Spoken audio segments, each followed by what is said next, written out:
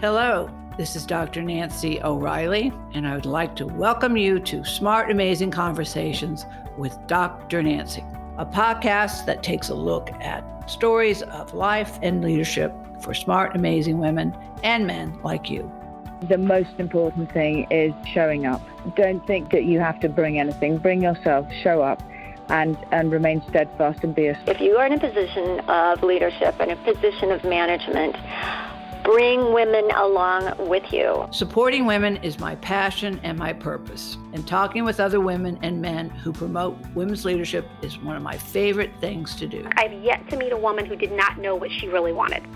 She was just either afraid to ask the questions or she was afraid of what the answers meant. Their stories connect us and help us to understand that the possibilities are endless if we support each other and lift other women up. Trust is created by persistent identity. I show up as myself time and time and time again, and trust is built. It's one conversation at a time. Well, hello, I'm Dr. Nancy O'Reilly, and I'm pleased to welcome Colonel Ron Garan to Smart Amazing Conversations with Dr. Nancy. Ron is a former NASA astronaut, Air Force fighter pilot, test pilot, and humanitarian turned social entrepreneur, author, keynote speaker, and also a champion for women's empowerment. Yes, as one of the select group of individuals lucky enough to see the world from space, Ron shared his unique perspective in his first book, The Orbital Perspective, Lessons in Seeing the Big Picture from a Journey of 71 million miles. From the orbital perspective, Ron says that we are all deeply connected and interconnected as part of the spaceship we call Earth. And since we are all in this together, the only way we're going to solve the challenges are working together. Absolutely. Ron has contributed to so many humanitarian projects, including leading the Unity Node Project, co-founding Mana Energy Limited, and of course, one of my favorite, the Fifth Element Group. And so connecting with and we did this connected in Oxford, England, and at the World School Forum a few years ago, and wonderful, wonderful people. He's also launching 2 new books, Floating in Darkness and Railroad to the Moon, which is a children's story about a girl who travels to the moon and becomes the mayor. I love it. So welcome, Ron. I'm so happy that you're with me. And there's so much to talk about. We can't possibly do it in 30 minutes, but at least we can get started. So welcome. Well, thanks for having me, Dr. Nancy. I really appreciate it. Absolutely. Well, you know, how I start these conversations, and again, this is just for you and I to talk, and then you will share how you want people to know more about you and your books and so forth, is I start with a personal story, because nobody gets to be who they are. You're not the person sitting here unless you've been through.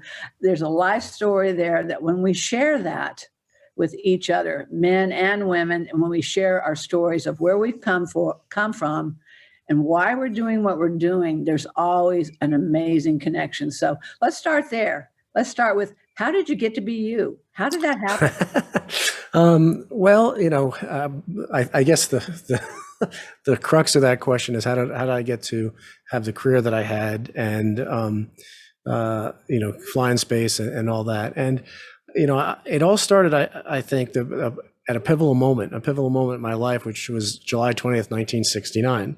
And that is my most vivid childhood memory, the night where I, as a young boy, along with millions and millions of people around the world, watched those first footsteps on the moon. Yeah. And, you know, I wouldn't have been able to put it in these words at the time, but at some level, I realized that we had just become a different species. We were a species no longer confined to our planet. And I wanted to be a part of that group of explorers that got to step off our planet and to look back at ourselves. And that started a multi-decade journey. I actually took the traditional route, if you will, to NASA. And that's how I joined the military. I became a pilot. I became a fighter pilot, eventually became a test pilot. and then was selected from the ranks of test pilots to join NASA, and then eventually flew with NASA once on the U.S. Space Shuttle, which was a construction mission. We helped build the International Space Station. And then I flew with the Russians on a Soyuz spacecraft, which was a 6-month mission on board the International Space Station. But my first mission with NASA wasn't in space. It was on the bottom of the ocean. And I lived and worked on the bottom of the ocean in Aquarius, the world's only undersea laboratory. And I left NASA in 2013, and I left with the singular motivation to be able to share a perspective of our planet that I believe has profound implications for how we problem solve, how we treat our planet, how we treat each other. And it really is an integral part of our problem solving process. And so everything I've done since leaving NASA has been done with the objective to either literally or figuratively transport people to a higher vantage point where all the pieces of the puzzle come together. Yeah. Well, my last book is called We're in This Together. So right. I absolutely agree. Everything I'm reading about you, the big picture. Well, again, you getting your big picture was the ultimate. But, just a little personal story about me. I grew up around planes. My father was a pilot. He was also an instructor. He flew jets in the Navy, and then built 2 experimental aircraft, acrobatic planes. So I've always been around. And then, of course, working for FAA, he was involved in bringing the Concorde to the United States. And so we never really knew what my daddy did because his grade level was too high to really tell us about. But, I wish one day, he had told us about that, but he met some extraordinary pilots along the way. And so some of those, I wish to God my father had written a book because, just the history of where we've come from in aeronautics and now outer space is a phenomenal journey because, look where it's taken you. But was there anybody in your life that that's pretty extraordinary.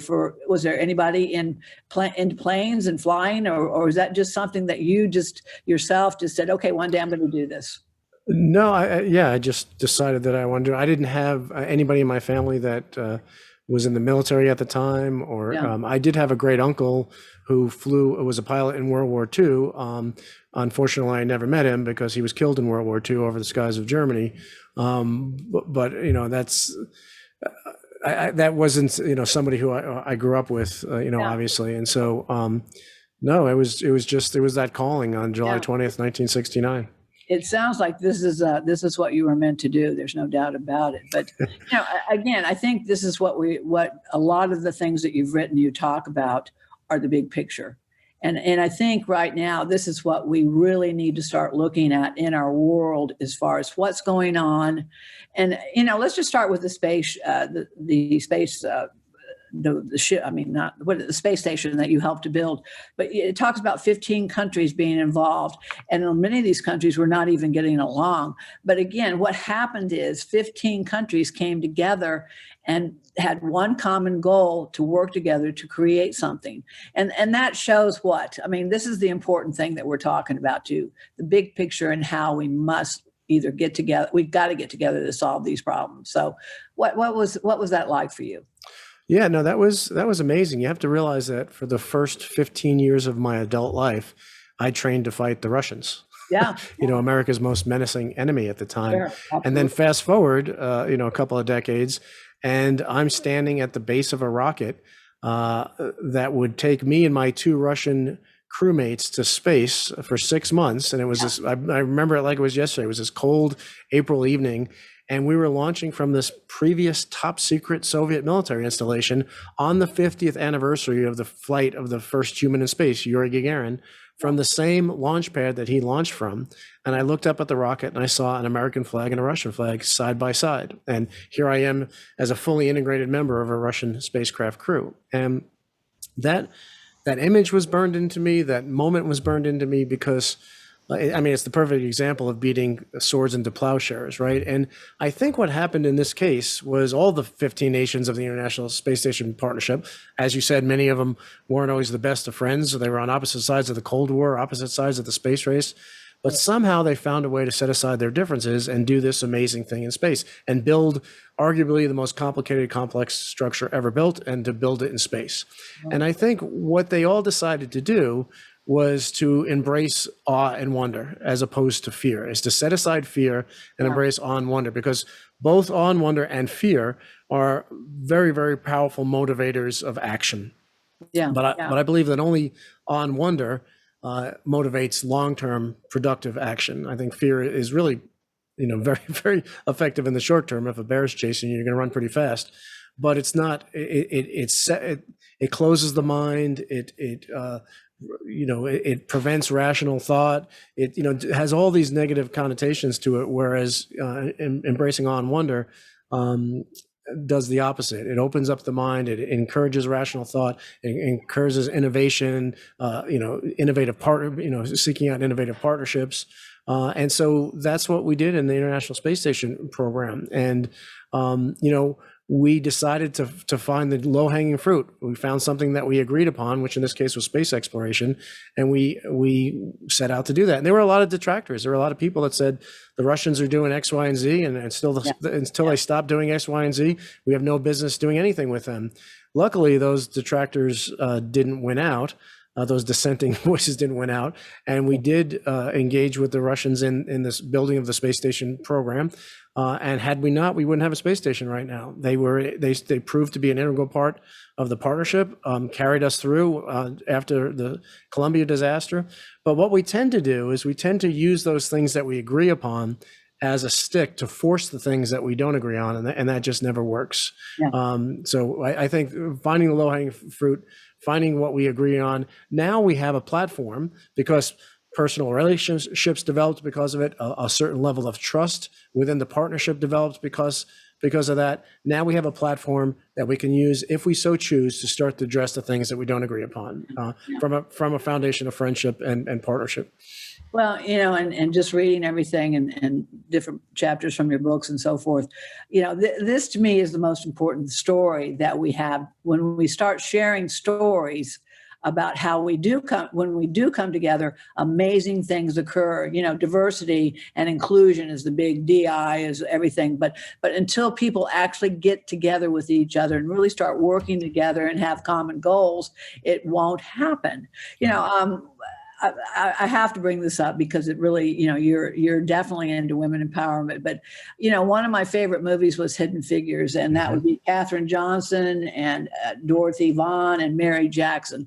Basically, we wouldn't have a space program if it wasn't for these women of color. And, again, it took, and I knew some of the producers and I connected with them, but they said it took over 10 years to get this movie to be on the film because of the controversy, and I guess this is where it comes from for me, is that when we really start telling stories about the things that are working and really can bring us together, then there's always the positive outcome. And, we've gotten into such of a sensational kind of society. Everything on TV is something negative, or it's like something scary, because again, fear is what really is being encapsulated every day in news and the way its presentation is given to us. But the awe and wonder, I really like that idea. But okay, so how you've got books coming out and you're doing this.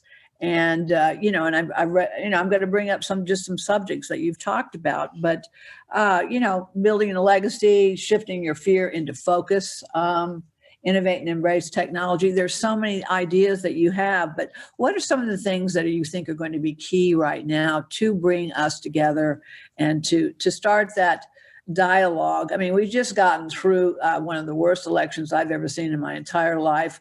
We have gotten through the Capitol, issues, and now we've been dealing with pandemic. This country and the world has really, really experienced some things that we really need to heal, and we need to find ways to move forward. So what your books are about, we need awe and wonder more than we've ever needed anything in our entire lives.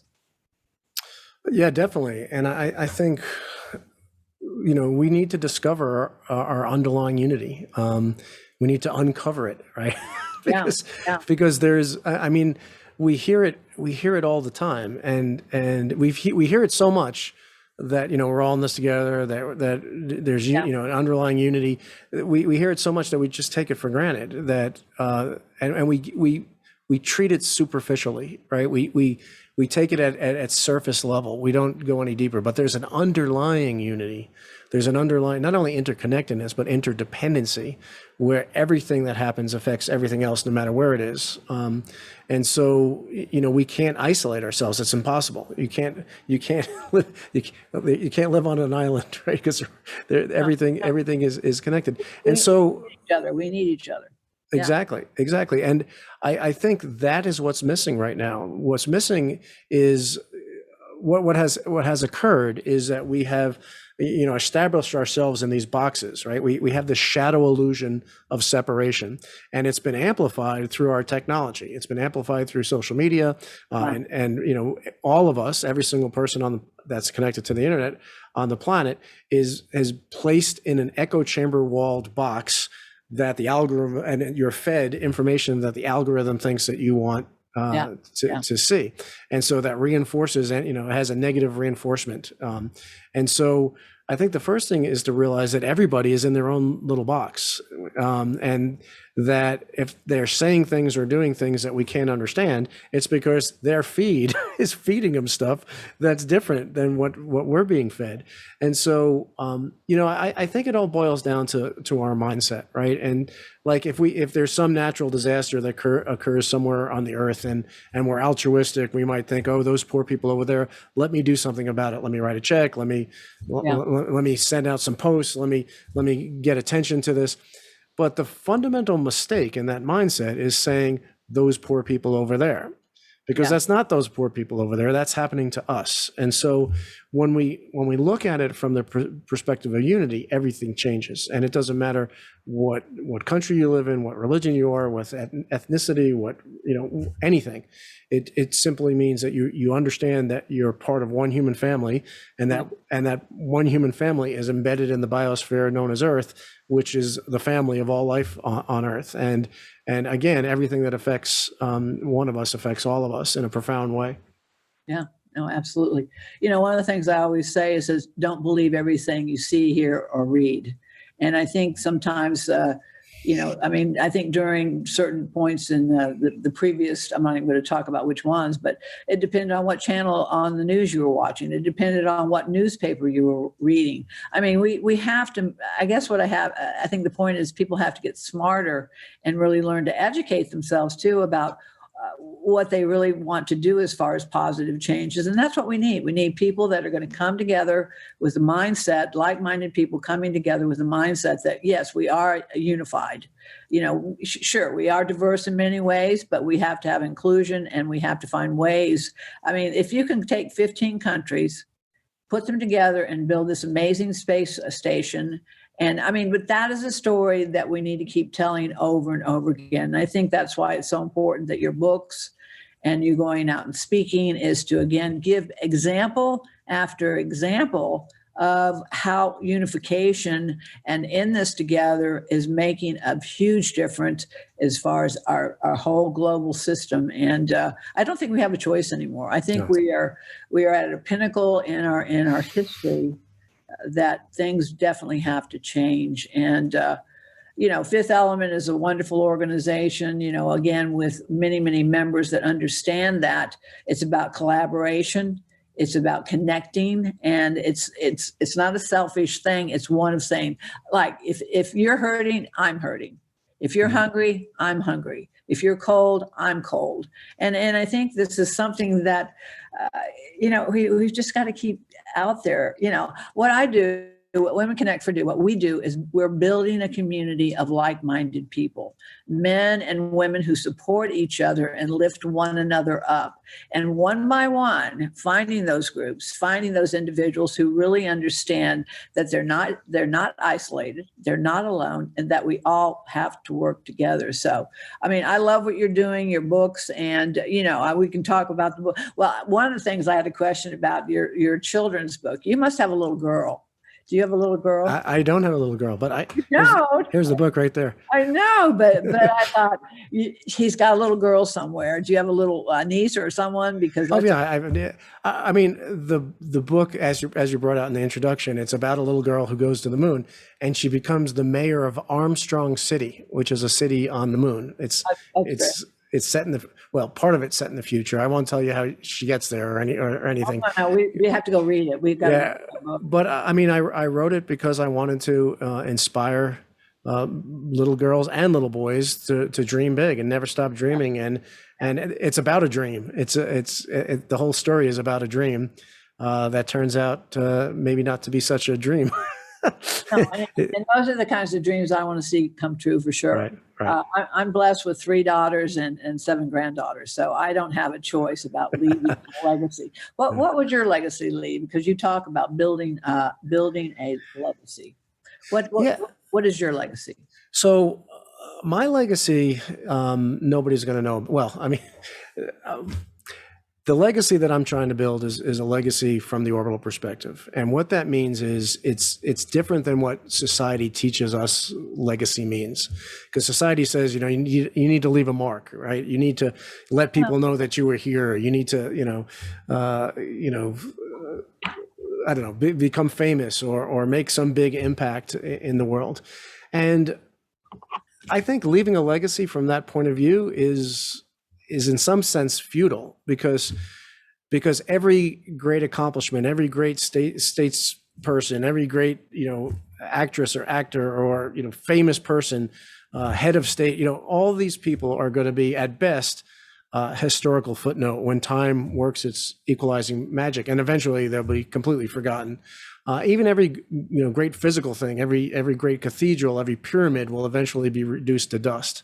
And so anything that we could possibly do right now on this earth, from that point of view, is not going to be remembered. But there is a legacy that we can leave that not only doesn't decay, doesn't rust, doesn't fade away, but increases exponentially over time. And the story that I like to use to illustrate this is, imagine that a giant asteroid was coming towards the Earth, and if it hit the Earth, it would wipe out all life on Earth. Every living thing on the planet would perish. If we knew about this asteroid far enough out, soon enough, we wouldn't have to send a team of heroes to go blow it to smithereens. We could send a small spacecraft, and with the force equivalent to the weight of a feather, give that asteroid just a teeny little nudge. And that teeny little nudge over the course of its journey to the Earth could result in thousands of miles of mist distance, saving every living thing on the planet. And so every moment of every day, every person on Earth is making nudges, positive and negative nudges, to the trajectory of not only their own lives, but the trajectory of our entire society. And so 100,000 years from now, where the world will be, and where it would be had you not lived, are going to be vastly, vastly different. And so with that perspective, first of all, it doesn't matter if you get credit or not for anything that you do. And a lot of and what I've seen in the humanitarian work I've done and the sustainable development work I've done is we are really hampered with trying to figure out, I'd like to do this, but how am I going to get credit for it? How is my organization going to get credit for it? And that really is counterproductive. Yeah. And so, yes, I agree. And so we have these ripples. We are profoundly more powerful. Every single person is profoundly more powerful than we could possibly imagine. And I think, realizing that is itself empowering, because a lot of people want to make a difference in the world. They want to make the world a better place. I believe the vast majority of the people in the world want to leave this place better than they found it. But some people hesitate to do it because they think, what can I possibly do? The challenges and problems are so big. What could one person possibly do? They're not seeing it from the perspective, the orbital perspective. They're not seeing it over the time frame of what that nudge and the trajectory of our society will do over the course of time. Well, it's like throwing a pebble in the pond, and it ripples the ripple of the pond, and most people don't realize that even one act of kindness each day, it affects the whole system or someone in such a way that they can pass it on. So. Yeah, I mean, no, I get that, but again, how do we teach those kinds of things? I mean, That's very important to me as far as, we have a campaign called Lift Women Up. It's called Lift as You Rise. And it's very, very simple. It's just lifting another woman as you rise in your own lifetime. Bring someone along. Same thing with men or women. Lift someone up each day. And it could be as simple as saying, hello, how are you today? Boy, you look good today. Or, geez, how can I help you? And I think this is something that it's just going back to those, you're a humanitarian and you know as well as anybody that sometimes the most simple things we can do are probably the most important things we can do. Yeah, definitely. And, there's one more little nuance here to talk about, because I do think it's important to bring like-minded people together and work together in that way. But I also think it's equally important, if not more important, to bring non-like-minded people together. Because you make them like-minded. Well, I think part of we hear about how diversity is a positive thing, right? Diversity is a strength. One of the reasons why diversity is a strength is because with diversity comes diversity of perspective. Sure. And when we look at things from two different points of view, we see it in stereoscopic vision. We see in 3D. We start to see the depth. And so the more perspectives we can apply to a challenge, to a problem, the deeper our understanding of that challenge will be, the more lasting and effective will be the solutions. And so the very diversity of our perspectives is a source of strength. But because we live in such divisive times, because we've become so polarized, our default state, at least politically in the business world, is to assume that any difference of opinion is a threat, and that we cannot possibly acknowledge any merit in a different perspective, because if we acknowledge merit, then that other side will gain, and therefore, if they're gaining, then naturally that means that we're losing. Who's getting the credit here? Yeah. Who's getting the award? Who's getting the credit? All that. Yes. Right. So I think it's really important to embrace not just diversity as we normally understand it, but diversity of perspective too, and to seek out people that have completely different perspective from you, and try and engage in a rational conversation. But we have to meet people where they're at, and we need to understand that they're seeing things differently because they're looking at it from a different point of view, literally a different point of view, whether that's through the internet feed that they get, or where they live, or how they were brought up, or what else. Yeah. Okay. Well, we've only got a few more minutes, so I'm going to give you one more question, and then we're going to talk a little bit about your books, and then we're going to find out how they can learn more about you and everything you're doing. So again, how do we overcome these divisive and polarizing times? Because it really is important that, I absolutely agree with you. We have to have as many ideas coming to the table and sharing those ideas to see what we can do to move forward. I think we overcome them through compassion and empathy, and I know those are buzzwords, but that just because they're cliches doesn't mean they're not true. And what I mean by that is that we have to understand where people are coming from, and not be judgmental on it. And no one can possibly fact check every information that comes in. It's just, there's too much. But what we can fact check, what we have an obligation and responsibility to fact check, is what we put out into the world. So if we're blindly sharing things,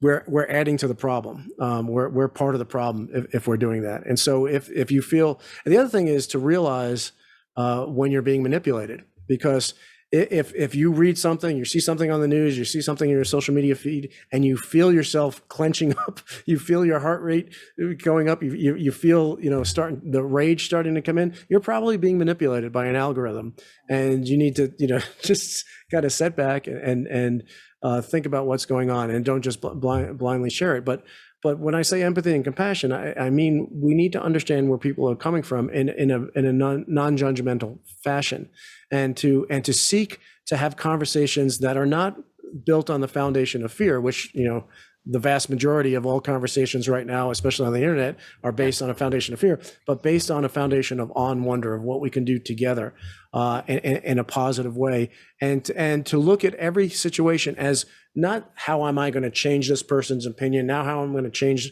this person and make them do X, Y, and Z. How can I allow this to change me? How is this situation, this difference of opinion, this challenge that we're facing? How can I learn from this and mature and grow and evolve myself? And so I think there's a lot of opportunity for self-growth that we change people. That will enable you to change people, because you will change people by your own example, not by convincing them that you're right and they're wrong. They're going to see your example. They're going to see the authenticity of the way you live your life, and that's going to create change in the world. Yeah, absolutely. Trust, empathy, and hope. Hope is an important part of everything going on right now, and I really do. I feel good about so many things that are happening, and again, we need more people like you that are out there telling that story of wonder and awe, because oftentimes we forget to look.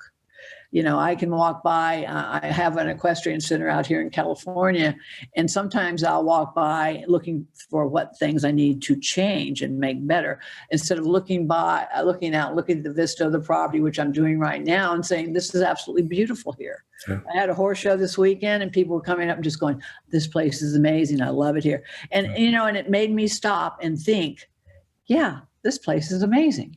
And I think that's the part of life that if we all got back to that part, things would be awfully different. There'd be no doubt about it. So, Dr. Nancy, I think you hit a nail on the head just now, because we talked about this cliche of our underlying unity, and I really believe that experiences like you just described of walking along the property and seeing the beauty of it, when we're immersed with beauty and love and awe and wonder, that is a glimpse into this unity, this wholeness that I'm talking about.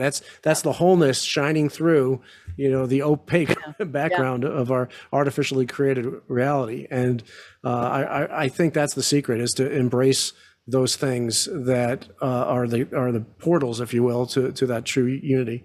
Right, because every time someone came to me and said something, I felt complete unification. It was just.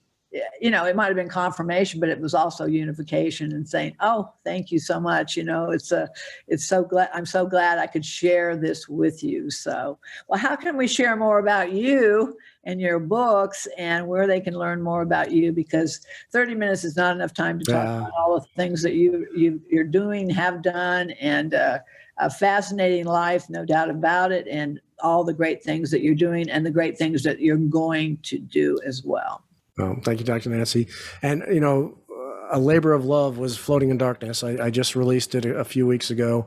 I believe that it has messages that the world needs to hear right now. I agree with you. I think we're at an inflection point. There's a lot hanging in the balance. We need to make sure that we get on the right side of this inflection point. I think we're at an inflection point between two human epochs where everything is going to change. And so Floating in Darkness, it's a fun book. It's all about, dog fights and space flights and spacewalks and living on the bottom of the ocean, but it all serves as an allegory for the evolution of society, not only where we've been, but where we need to go. And my goal in writing the book was to illuminate a path towards a future that we'd all want to be a part of, to illuminate a path out of this divisiveness, out of this polarization, and to enable us as a species to evolve and transcend and rise above it. And so it's Floating in Darkness. The subtitle is A Journey of Evolution. There it is. Right, there's the book. and the best place to find it is floatingindarkness.com. Great. Yeah, and getting past our fears is also so very important. Exactly. And once we get past that, all those things are very, very possible. Okay, but all right, let's see the last book, the other book, the children's book, because I want that mayor, that little girl that becomes the mayor and on the moon. Yeah. This was a lot of fun. There she is on the moon. Oh, so that's called Railroad to the Moon. And well, that gives us, I don't know if you know this, Ron, I'm a psychologist, so that just gives me a little bit better glimpse into who you are. So No, I appreciate it. Are you psychoanalyzing me right now? I can't say. Well, I want to thank you for spending some time with me and having this conversation. And I look forward to other times. And of course, the fifth element is very close to my heart, and Ed and Alyssa. And I know all the wonderful things that are going on in the world. And that's what we got to, that's what we have to do, Ron. We have to share the good things. I've said what I want on news is a good news channel. That's all I want is one good channel that you could turn on day or night, and it's all just great news. Don't you think that would be wonderful? I do. I think that's a great idea. Well, congratulations on your books. Thank you, Dr. I know they'll be extremely successful. As I said, I'm not going to say goodbye. I'm just going to say see you later, and thank you so much for today. It's been my pleasure. Thank you so much. And thank you for all that you're doing. I think you're making a big difference. You're not making a little nudge, you're making a big nudge, a big positive nudge. Like I said, it's a labor of love. And the equestrian center with my horses, to tell you the truth, really is where a lot of my passion is coming from now. There's just something about a four-legged huge animal that's more scared of a plastic bag than it's, they're terrified of everything, but just they're absolutely the most amazing, sensitive, caring creatures once you get to know them. But you'll have to come visit. Come to Southern California Equestrian Center, and I'll give you a great tour. Oh, I would love that. Have a great day. Thank you. You too, Dr. Nancy. Thank you. See you later. Bye-bye. Bye. If you enjoy these smart, amazing conversations, please subscribe, rate, and review them on Apple Podcasts, Spotify, Amazon, or wherever you listen to your favorite podcasts. And read and enjoy more amazing stories in my books, In This Together, How Successful Women Support Each Other in Work and Life, and Leading Women, 20 Influential Women Share Their Secrets to Leadership, Business, and Life. Thank you for listening.